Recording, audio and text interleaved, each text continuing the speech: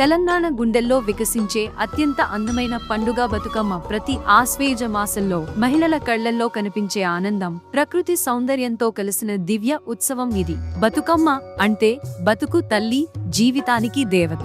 గౌరీదేవిని ఆరాధిస్తూ మహిళలు తమ ఇంటి ముందు రంగురంగుల పువ్వులతో, గుమ్మడి పువ్వులు, తమర పువ్వులు, మందార పువ్వులతో అందమైన కోన్ ఆకారంలో దేవిని సిద్ధం చేస్తారు. ఇది కేవలం పండుగ కాదు, మా సంస్కృతి, మా గుర్తింపు. పండుగకు 3 రోజుల ముందు నుండే సిద్ధాలు మొదలు. అమ్మాయిలు, అత్తలు, ఆడపడుచులు అందరూ కలిసి పువ్వును తెచ్చుకుంటారు. ఇంట్లో చిన్న పెద్ద అందరూ కలిసి నవ్వుతూ, మాట్లాడుతూ, పాత కథలు చెప్పుకుంటూ ప్రేమతో దీన్ని తయారు చేస్తారు. ఇక్కడ తరాలకు తరాలుగా సంస్కృతి బదిలీ అవుతుంది. సాయంత్రం అయ్యాక అసలు పండుగ మొదలవుతుంది. మహిళలు తమ బతుకమ్మలను తలపై పెట్టుకుని సర్కిల్లో నిలిచి గీతాలు పాడుతారు. బతుకమ్మ ఉయ్యాలో, గౌరీదేవి ఉయ్యాలో. ఈ పాటల్లో మా పూర్వీకుల ప్రేమ, మా భూమి గొప్పదనం, మహిళా శక్తి అంతా దాగి ఉంది. పండుగ చివరి రోజు అందమైన వేడుక. మహిళలు తమ బతుకమ్మలను నీటిలో వదులుతారు.